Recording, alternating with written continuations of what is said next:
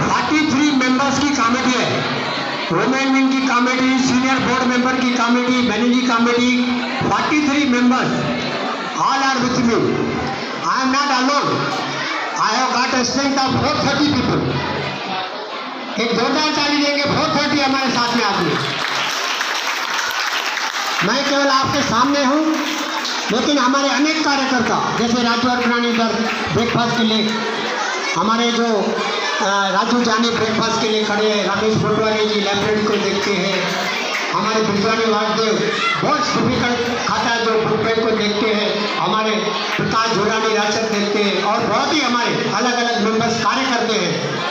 तो यह मैं अकेला नहीं हूँ, मैंने बताया ये है तो मैं हूँ, नहीं तो मैं जीरो हूँ।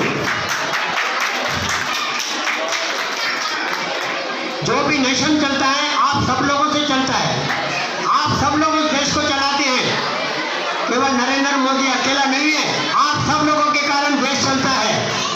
अपने लिए एक जोरदार ताली देंगे आपके लिए। हमारे बीच में राशन की सेवा में मदद करने वाली